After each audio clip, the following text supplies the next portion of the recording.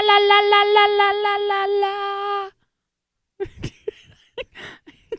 I'm already preparing you. So Really? Yeah. Is that Yeah. what kind of podcast it's going to be today? Yeah. I mean, we started off with you telling me I look like the girl from The Ring, so you tell me how we're doing. Well, hold on a second. Yeah. Can we preference that really quick? No. Because No. you were looking into the camera and you were kind of lower than the camera, so all you could really see was... So now you're telling me I'm even shorter than usual. Thanks. You're on a roll. Keep going. Keep going. It just, all your hair was in front of your face. It Like looked this? like, it looked like you were literally going to come out of our TV backwards. Whoa. Okay. Hey, welcome to the Totally Spoiled podcast. It's Brian Fink along with April. We have a lot to talk about. A lot. Like,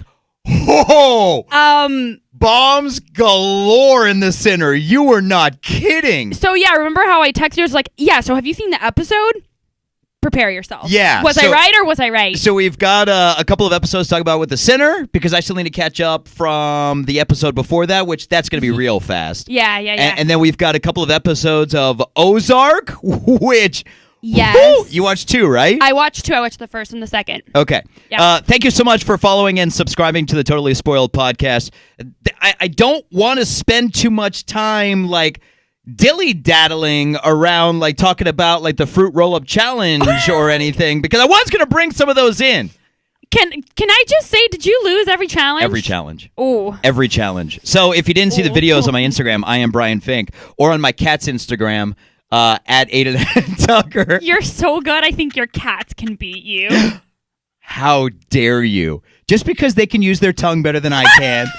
So if you've never seen the fruit by the foot challenge, because it's actually the fruit by the foot challenge or fruit roll-up challenge. You made me so nostalgic, let me just tell you, from watching those, because I grew up, Brian, eating those. And first of all, where'd you even find them? I can't go to the store and find them anymore. So let me backtrack a little bit. So we were out doing a broadcast for Labor Day weekend, the entire weekend, and we try to come up with games so that when we approach people to give them stuff, we can, do stuff with them. Yeah, and I'm pissed because I was there and I didn't get to play. Thanks. Were you there? Did I see you out there? I don't even remember. Were you there on Saturday? You were there early Saturday. I didn't do it Saturday because I got there so late on Saturday. Because it was going to be harder, so I did it all day Sunday.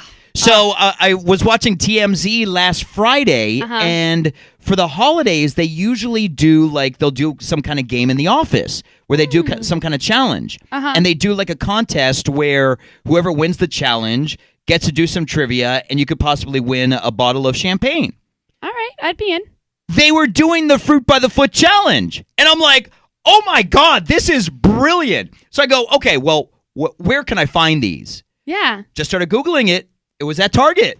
They had them at Target. Boxes of them at Target. Are you kidding me? I shop at Target. The one here by so I had to go to the one on... the one on Del Mabry. Wait, what? The one on Del Mabry. Home Goods. Yeah, that's where I had to go. Foods, the one in Brandon didn't have the fruit by the foot. They had the normal fruit roll-ups. Yeah. So I get it, and it's fruit. It's fruit by the foot, and I'm like, well, the ones on TMZ were really long, and I'm like, I don't know if this is going to be the same thing. Open it up. The first time we do it, it unravels. It's like 2.5 feet long. I'm like, this is going to be brilliant. So I challenged people. Did anyone get sick? No. So the first time we went down, we're going down for the first time to do it on air, and I literally take a second as we're going down with the promo people. I'm like, let's just say a prayer for a second. Please, God, don't let anybody choke on these fruit roll-ups, because that would be how I go out. I've had an incredible career in radio, and that's how I go out. Local DJ arrested after someone dies doing the fruit by the foot challenge. That's how I would go out. Oh, what a story. Nothing good. Well, I guess that is somewhat good, but yeah. So nobody choked, which was good. All right, I almost did. I almost gagged. Okay. But I lost every single time. How many did you do? 4. Did you gag by the fourth one almost? I gagged on the first one because you don't realize how hard the whole challenge is to put the fruit roll up in your mouth and just let it kind of hang there, and you put your arms behind your back, and you just have to the first person to eat it without using their hands, and you don't realize how hard that actually is. Oh my God. And so what I was doing, which you can see it on YouTube, I'm going to kind of mimic what I was doing, is I was swinging my head up like I was like having Tourette's Like or like I was having a headbutting seizure. yourself. Right. I was trying because what I was trying to do was I was trying to swing the fruit roll up into my mouth. I was kind of go like that. Sorry, what was that? No. What was that? No. One You more got time. it 2 times. One more time. I One more charged time. for the 3rd time. So I was trying to. All right, I'll pay you with another fruit roll up. Yeah. So I was trying to swing it up into my mouth, but it wasn't working. You have to use your tongue to kind of drag it up, which I wasn't comprehending. Science. That. The weight of the fruit roll up, my dear, isn't gonna overcome you rhinocerine. Well, that's what I was like, the fruit roll up your mouth. Like Jesus, I didn't. I don't know what it was. Like even like on the 3rd time, I wasn't even computing that I should use my tongue more. I'm like, stick to this. It's done well so far. Stick to. That's the kind of idiot I am. I don't learn after the first time. Like I'm like, okay, the way you were doing it didn't work the first time. Let me do How it about again. we adapt and try to figure out a better? No, the 3rd time I was still going. Yeah, yeah. No, this isn't working. This isn't working. This isn't. And I lost every time. Every single stinking time. We've wasted way too long in the Fruit by the Foot challenge. Let's do some spoiling. Okay. At Brian Fink, at April on air. Again, thank you so much for following and subscribing to the Totally Spoiled podcast. And please make sure to, because you'll get a notification when we upload the new episode. Oh, snap. You didn't know that? We just keep getting... No, I didn't know that. Do you subscribe and follow? I've watched it, but I didn't know you... Okay, yeah, no. I need to go back. On iHeartRadio, you need to follow and subscribe. And then subscribe so on you it. get Okay. notifications. Okay. So you know when our show is up there. I know when our show is up do. there. Oh, I don't God. think you do. I really don't. So The Sinner. So here's the deal. So I missed...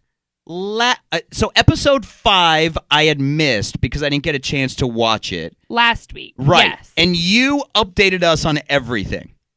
And here's the problem I have with that. So one of the things that you were very keen on last week was he didn't know how he got back to the hotel by himself. He was kind of believing everything Vera was saying.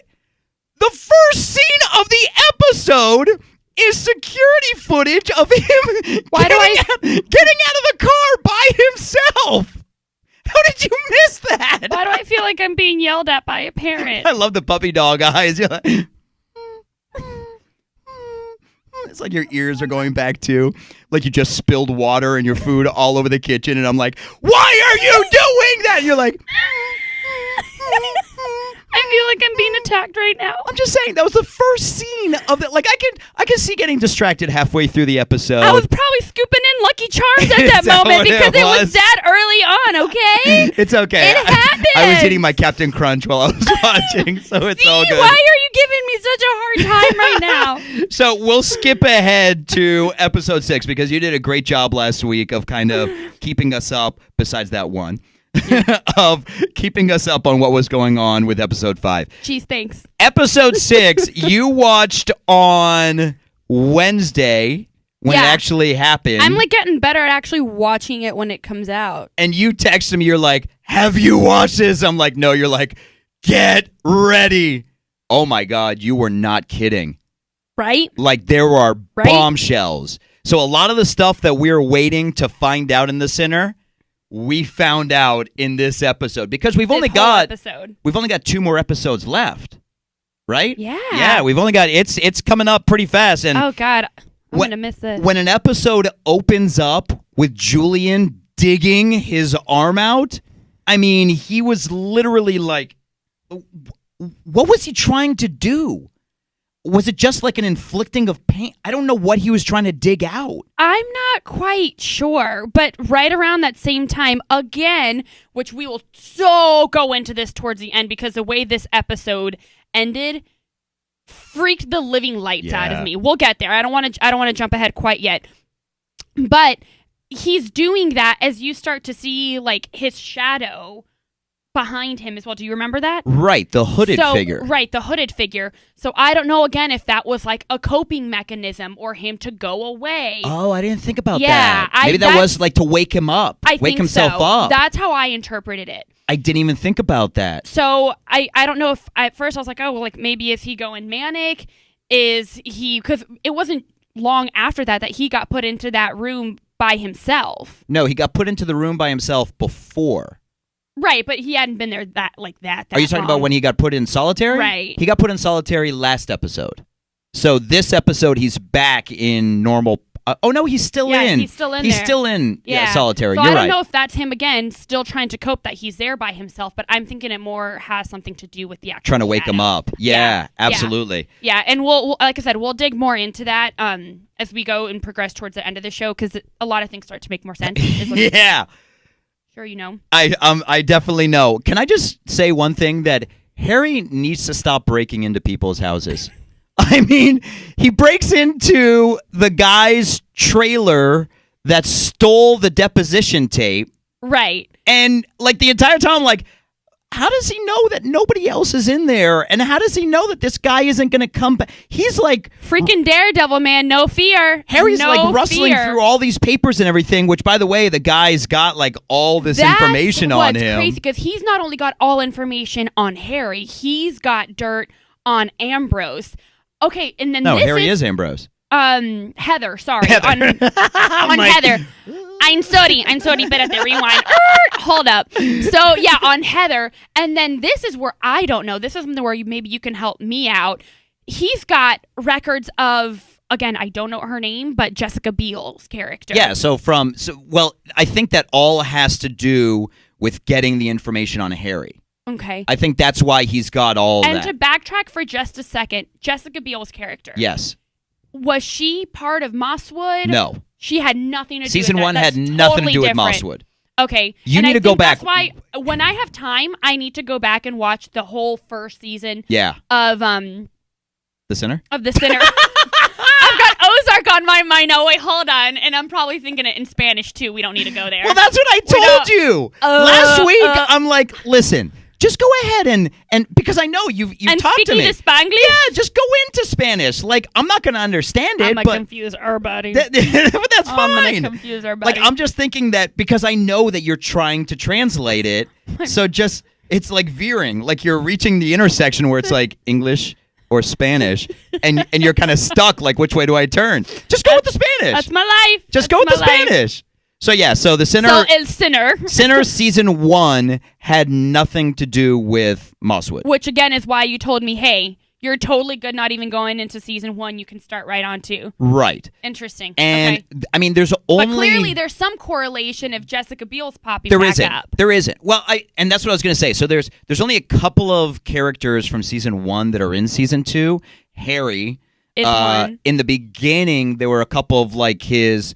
like the station that he works at back home, that one of the his girl that he's cheating with, she was in it at the beginning, like I told you about early on. Right. But it's not playing a part now. So you're really totally relevant. fine. Right. Okay. The only reason Jessica Biel's character pops back in here is it's just showing that this guy has done a lot of research on Harry and has been spying on him and getting all these pictures, and he had the deposition tape, which the deposition tape was that girl who was locked up in the... Carmen in the loony bin. Right. Who pretty much brought the charges against the doctor. Do you think, we're going to kind of be scattered with it, but going into that, do you think, because as the show progresses, Harry presents the deposition tapes to Vera. Vera reacts in a sense of like, I have never seen these in my life. Right. Do you believe her? No, I don't believe anything. And I think that's why she finally comes clean is, well, I mean, she might not have seen the deposition. Really, because this is where I think we're going to disagree. I think she finally lets down her guard, and this whole idea of having to protect the beacon, protect Mosswood, and finally breaks down. Like, just becomes human. Right. I don't know. That's what I wanted. That no, was but what do you think the catalyst ever. of that is? Why do you think she did that? Literally, I think everything caught up to her, and she just couldn't take it anymore. No, Am I thinking too good of her? No, not necessarily. I think it's more of a case she realized that she's kind of caught, and all this information is going to come out anyways. I want to give her the benefit of the doubt. Because you start to see, even in flashbacks, yeah. Brian, where she starts questioning the beacon, how protective she gets of Marin and of the baby, which it was crazy. Like, she starts lactating and even breastfeeding the baby. Creepy. I didn't even know you could do that. I thought that's a process of becoming a mother, and your body has these changes when you have a child. Yeah, well, I think that's what whoever the nurse was in Mosswood, whoever that lady was saying, where she caught her lactating, and she goes, it just happened, and she goes, that's not a thing. That's not. I mean, I'm not a mom, and I'm not a mom, that. So and I don't lactate, so that I know of. I mean, I drink lactate every now and then, but I don't think it's the same thing. Ay, Dios mío. But I think that's why she said it doesn't happen like that. But I don't know. And again, feel free to tweet me at Brian Fink and April on questions. Air if you know better. But please, maybe because she was breastfeeding the baby, it started the process. I don't think it works that way. I don't know. Though. I don't know if that was just, again, I don't want to offend any of the producers or writers of the show. I don't know if that was just a part that was wrongly written. Or just, I mean, but they address it. They do address it. So that's why it's like, look, I am not a mom. I don't know. But from a little bit of history biology that I paid attention back in high school. And damn, stuff we should have had a mom in on the show to explain it to us. That would have been good. Damn, maybe next week we just have a random mom. Yeah, like we find a mom on the street. Like we walk onto Gandy and just go, hey, are you a mom? Oh, my God. No? Hey, are you a mom? Yes. Or yeah, come on in. Who do you talk to about lactating? Yeah, I want someone to opinionate on this. Definitely tweet us, because if you know and you've been through that, we'd like to know. It's very interesting. That whole part, I'm not gonna lie, completely threw me off. I was like, that doesn't make sense, because again, that is a natural process your body undergoes when you start to become a mother. Right. So well, I promise you, right when we get done, I'm gonna Google it. So I'll be able to tell you right when we're done. No, we're not taking the time right now to Google it. So that was strange. The only logical thing that might have remotely explained that is because of her emotional attachment to the baby. Even though her body just naturally I don't know. I don't know. Sometimes your body just does things, sometimes given your environment. It does. That's a thing. Now, lactating, don't know about that. Well, it's kind of like, it's funny you mention that, because it's kind of like how they say that girls sometimes get on the same cycle from hanging out with their friends. Has even happened to me, and it can change. Even then, you've got about a week-ish window. You're not going to go from like a 2-week difference of your cycle, but what happens is gradually, again, that's your body molding and kind of shaping. That's a great example to the environment being the person or people you're also around. Right. So yeah, I mean, that's a good point, but even then, I don't know. We'll have to do a little research on that. Yeah. But I still honestly, see, she did start feeling bad because, like you said, in the flashbacks, it shows her feeling bad. But I think the catalyst of her giving everything up was Harry playing her the tape and keeping it going, and her realizing that it's all going to come out anyways. Where is she going to go? What direction is she going to go? And of course, I'm with you on that. Yeah. I'm totally with you. She would have had to come clean. Exactly. Harry's not an idiot. And I think that's why she did. But I don't know. I don't know.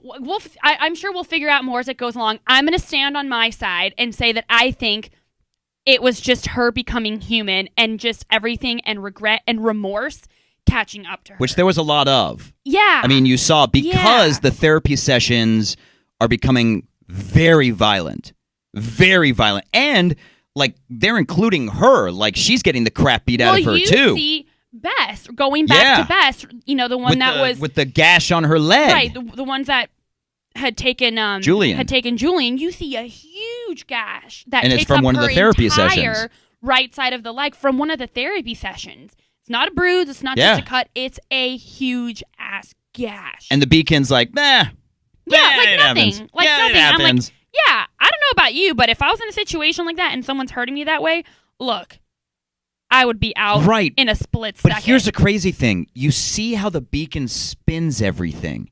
He spins it to be, well, that's part of your therapy as well. Oh, absolutely. It's 100% the manipulation. And even when Vera goes to him and is like, hey, I think we need to stop with these therapy sessions the way they are right now, he's like, don't you remember how it helped you? Don't you remember how you came to me when your parents weren't helping you out? And And all of a sudden, it's manipulation. And she does, and even in the rest of that episode, as it proceeds, you see her. I don't remember who she's talking about or talking to. Sorry, but she does say, I think it had to be Harry.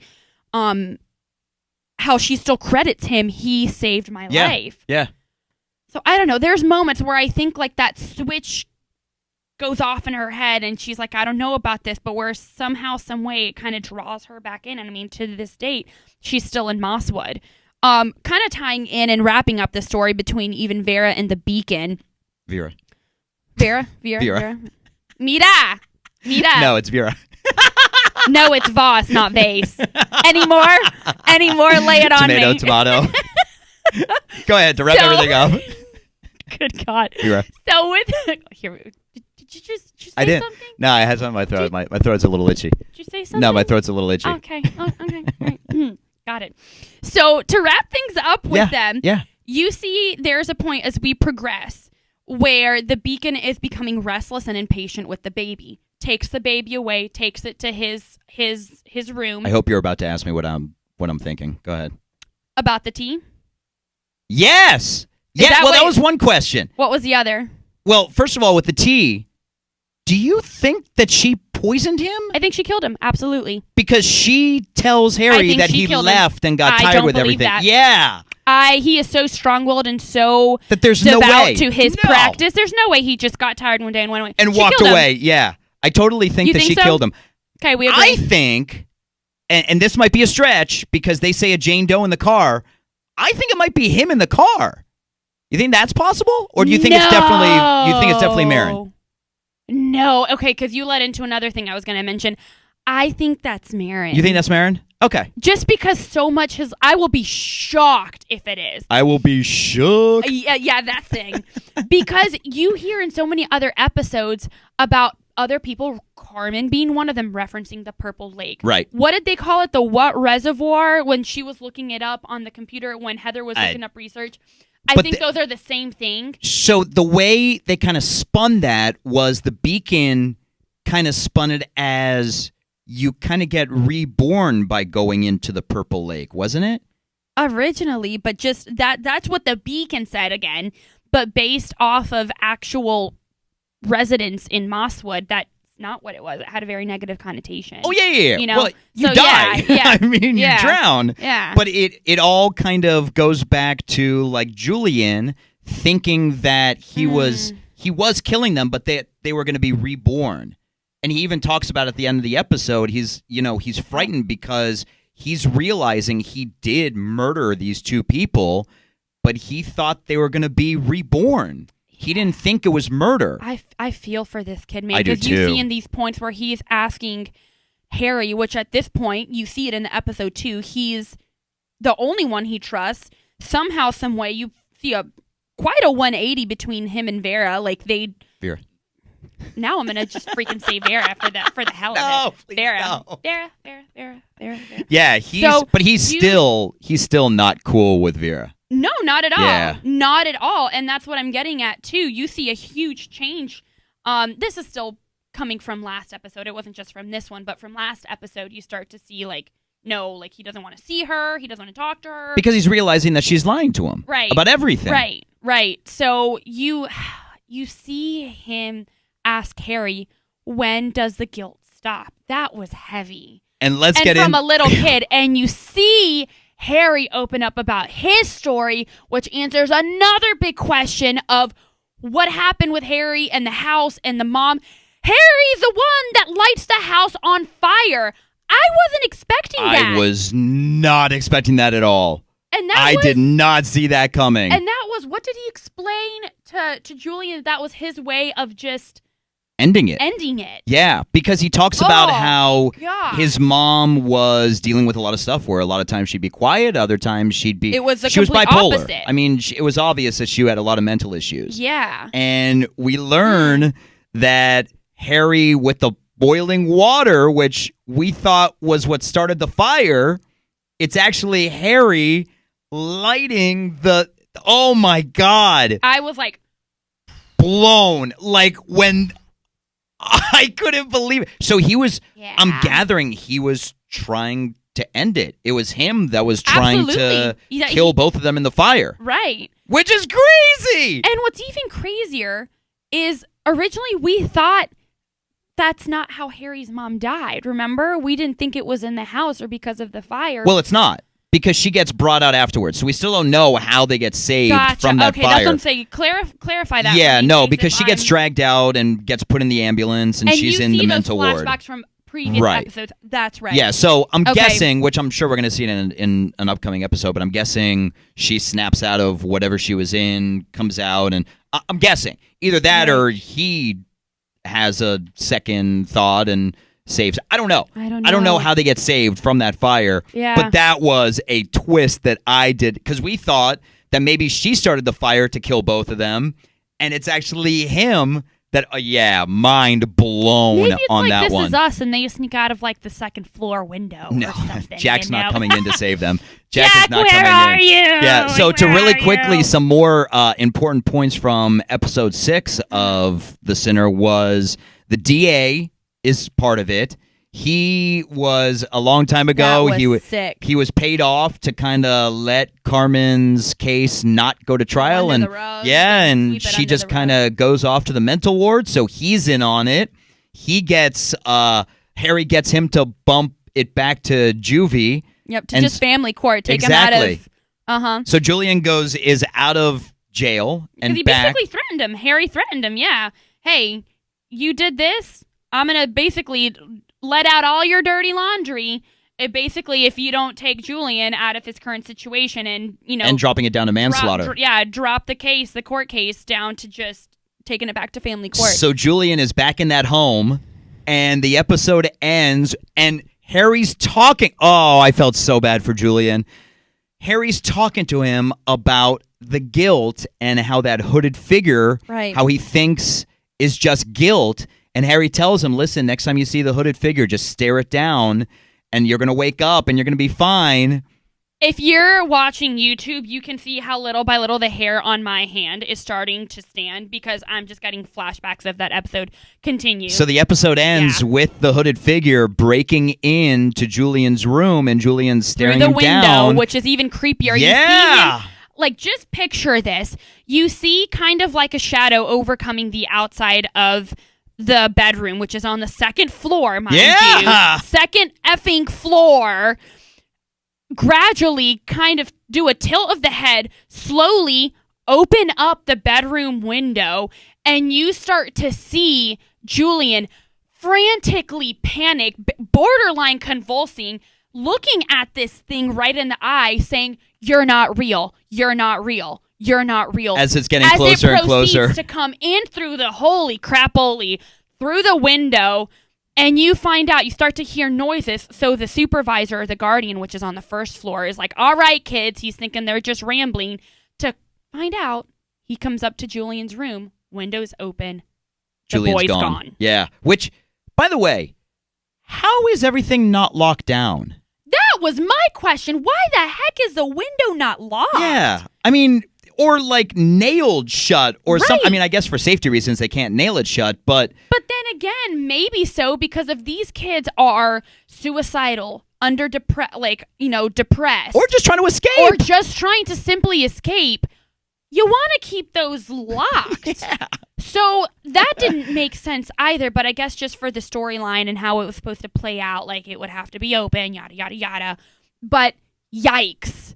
Yeah. So we have a lot of kind of empty storylines right now. Not empty, but carrying on storylines that we need to figure out in the next couple of episodes, which is what happened to the Beacon, what happened to Marin. Was she driving, or did somebody put her in that car and just kind of... they didn't fully clarify that with yet. Marin. From Heather's kind of reactions, Heather's thinking it's Marin. Well, they just said it's Jane Doe. Right, there's no confirmation. Right. So, and then we need to figure out, did I say the Beacon? What happened to the Beacon? Yep.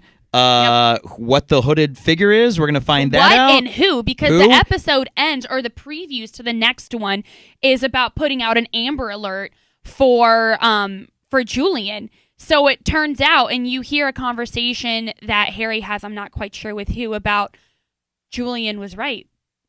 It was real. It was real. Yeah. Because you hear Julian say in more than one occasion in previous episodes, it's real. Yeah. So then again, Who is it? And why before did this hooded figure never do anything? Well, here's the crazy thing. Remember I think it was episode 5, we kind of get the idea that the hooded figure is real because remember, it goes into the room and they drag it out.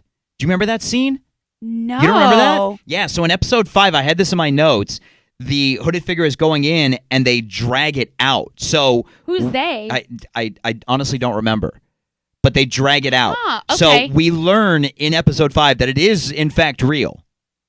Yeah. See, how did you miss? Wow, I need to go. You need to stop at the Lucky Charms. Between So You Think You Can Dance, Sinner, Ozark now, there's so much stuff going on. You need to stop with the Lucky Charms. All right, fine. I'll move on to the Captain Crunch if that's working for you. I got that at home too. It's working for me. Okay. On to Ozark, which finally dropped. The entire season dropped. We were able to catch up on 2 episodes, and holy crap, when they kill off Ash in the episode, oh my God, like bombs are being dropped. Ruthless. Everywhere. Ruthless. So in the beginnings of Ozark, we kind of get into how the cartel wants, what's the word? Oh, it starts with an R. Where they want something in return for the killing of their man. Retribution. Oh, okay. Yes. They want retribution. Yes. So they're trying to come up with like a money value of how much money they can give to the cartel. And the Snells are like, no. Let's just do it. We're just going to deal with it.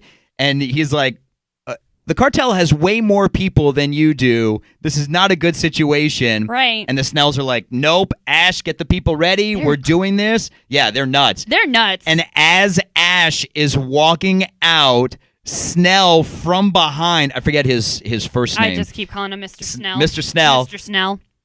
Hits him over the head and then grabs the poker through the back. Yeah, as if that wasn't enough. Oh, well, that's not enough to kill him with just knocking him out. That was just to knock him out, to get him down on the ground. Mm-hmm. And then he grabs the poker and through the back as Mrs. Snell. I don't remember her first name. Yep. We're on Mr. and Mrs. terms right now. Yep, we got way too many characters to remember. Look, our brain can only do so much. Mrs. Snell is freaking the F out because she loved Ash. Yeah. And he did too, but that was kind of the only retribution that it's a man for a man. You know, that's kind of how it works, and an eye for an eye. Right. And you kill one of their people, they wanted one of your people, and so Ash dead. Yeah, that was heavy. That was Darlene! Heavy. Oh, I had it on my notes. Darlene Snell. Ding, ding, ding, Darlene ding, Snell. I had it on my notes because because she went to adopt after the whole Ash thing. That was weird. Yeah, I was going to say, do you think that was necessary? To what? The storyline? Just even the storyline. I think it was kind of trying to show how crazy she is. So with Ash disappearing, I'm gathering she kind of felt like Ash was kind of her son. Yeah, I can see that. And so with Ash gone, she needed a replacement, and so she went to adopt, and they told her she's too old to adopt. Basically. That she needs to foster, and she freaks out on them too. But like the whole scene and the whole adoption, I was like, this is just awkward and her making weird. Faces even with that other little kid. boy. Yeah, like her faces were like demonic. I was like, is she even being cute and sweet, or is she just mocking and being just a straight up bee? Like those faces were. No, I think she was. I think she was being a mom by doing it. I don't think she was being a bee. You can say bitch. I don't think she was doing. I think she was being like a mom, like you do. When you see a little kid, you just make funny faces. Not like... Yeah, but that's all she knew. I think that's all she knew was that. So I think it was kind of humanizing her a little bit because she's a monster. I think this was furthered the monster. Yeah, she's crazy. And then we also learn about Buddy, who we didn't know what part Buddy plays in all of this, and it turns out he was part of the mob. Yeah. As Jimmy Small. Yes. Jimmy Small. Yes. How crazy! That threw me off. I didn't see that coming either. No, I didn't. Few other things kind of happened going kind of into episode 1 and 2 because it's so hard with these episodes. They kind of literally just mesh one into the other because you're watching them like in a row. Right. And, yeah. How they're kind of done.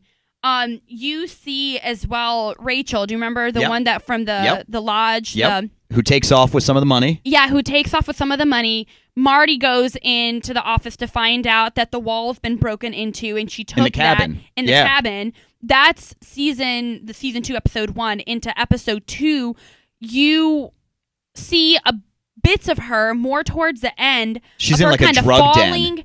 Oh, yeah. But she's in like a drug den, so it establishes that obviously they show that once you get money, you kind of, because she was kind of a straight ahead kind of girl. She definitely was. Yeah, I think except she for like was. hooking up with random guys that come to the area, but she was definitely straight edge, and when she got the money, it obviously pushed her to drugs spiraled down a dark alley. Absolutely. So go ahead. So you're saying it shows her driving. Yeah, it shows her driving. I guess she's in and out of it, whether out of sleep or under the whatever influence.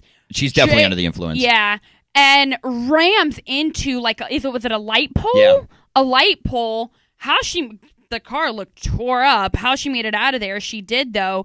To then further meet, who was that guy? I knew who he was, but what was Really? No, I know his name. I don't remember his name, but it was the FBI guy. Well, that guy. Yeah, yes. the psycho FBI guy. Yes, where he corners her into being like, hey, all those files that you worked for Marty, I need them. I want them. If not, I'm turning you in. Yeah, and you're going to spend a lifetime in jail. Yeah. I'm like, that is the 3-strike rule. Yes. Yeah. Yes. I mean, he definitely flips her fast. So we still don't know if she's going to flip or not, but I'm gathering she is. I was like, do you think she is? I'm gathering she is. Another major thing is Ruth's dad being out. And why did she defend him in I don't court? know. I thought that they weren't on really good terms. I think, if you ask me, even if you don't, I think it's straight fear. It is Probably. Fear. It is fear and maybe just respect, because you can see how she calls him typically. If you're a little kid. 2, if you're old, it's just out of love and endearment to call your dad daddy. Right. So even at her age and now being a professional daddy. Yeah, but that's also a Southern thing. Oh, maybe. Okay, maybe. Or, wait, but this is going on in the North, isn't it? So that doesn't make sense. Where are you? I don't know. Where are you? I don't know where I'm at right now. Yeah, so. I don't know. So. Yeah, absolutely. But you also see how she cleans everything up so that he's got a nice place to stay. She doesn't want him to come back and flip a freaking you-know-what on her. Which he it's crazy because you kind of get the feeling like he's somewhat normal, but then you start seeing him get jealous of Marty because of all the stuff that Marty's doing for Ruth. And he's even to the fact of saying, remember, that's not your father, I am. And then he robs that place when they pull over. Out of nowhere.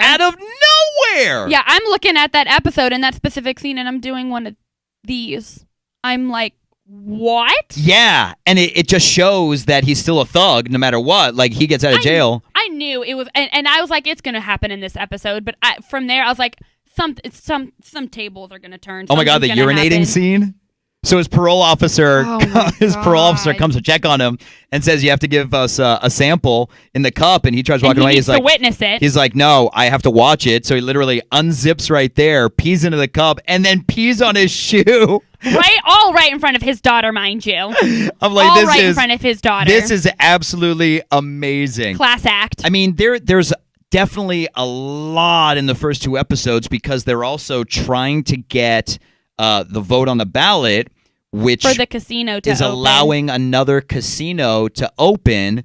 And she has to blackmail the wife has to blackmail one of the guys by hooking him up with a stripper and then going in and getting blackmail on. Tense. There was a lot in only the first 2 episodes. Right. I'm still trying to figure out because it all started off with her kind of digging into the home where Wilsk is that his name? Wilsk, the guy, yeah, where she bought the $50,000 table to kind of the charity event for the charity event to try to kind of finagle her way into that. There's a point as their business relationship starts to progress that she thinks he's in it because he also wants to sleep with her. When you find out a little further, that's not so much the case. It's because he believes in her. Right. Whether it's her drive. She's a smart woman. She is. There is no taking that away from her. But it makes you wonder still what his intents are and where all of that is going. I want to keep watching to kind of see where this progresses. I don't trust that character, and I don't know how to read him yet. And I love how, and I don't think it was like this early on in season 1, but I love how they're doing the Breaking Bad, how it's kind of doing a scene in the beginning of the episode and then going into the normal episode, and then it flashes to what that scene was. Yeah. And that's what Breaking Bad did. Yeah, exactly. I don't remember Ozark doing that in the very, very beginning. I seem to remember only as the season progressed that they started doing that. Very little, but not as prominent as now. I love how they're doing it. It's like every episode now. It's good. Absolutely. I think this is just a prediction. Okay. I think Ruth is going to kill her dad, or at least try to.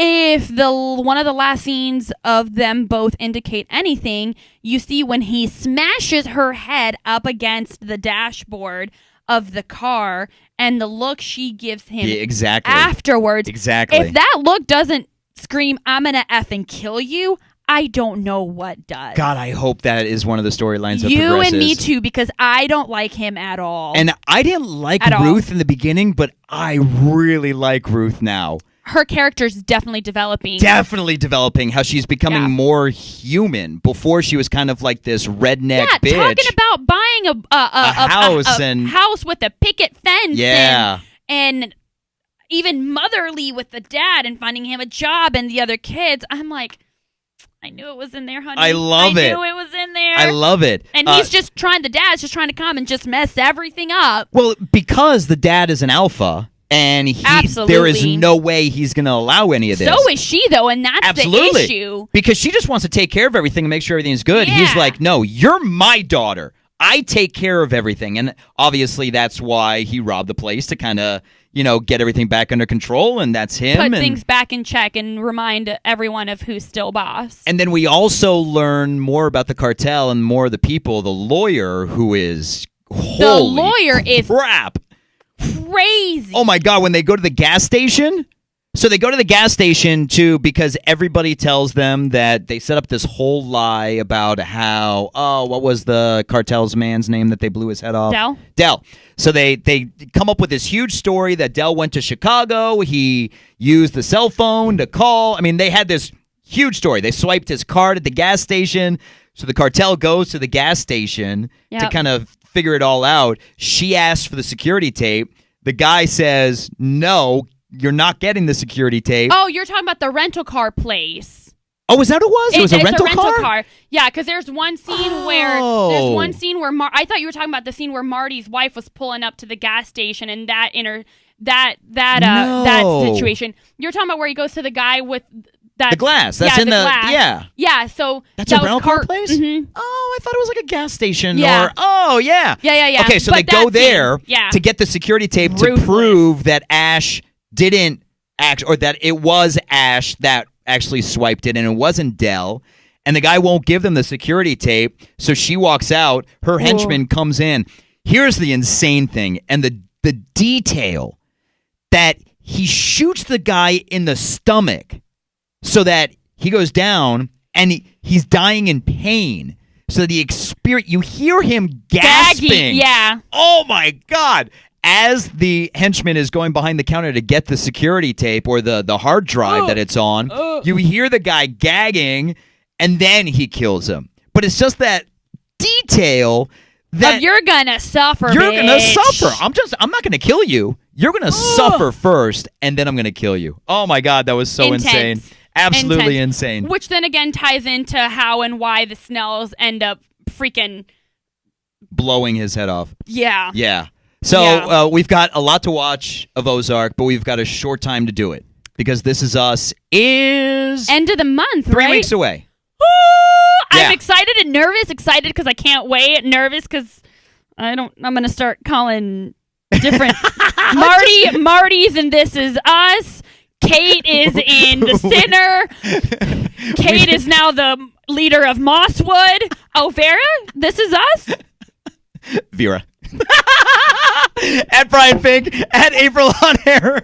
Thank you for following and subscribing to the Totally Spoiled podcast.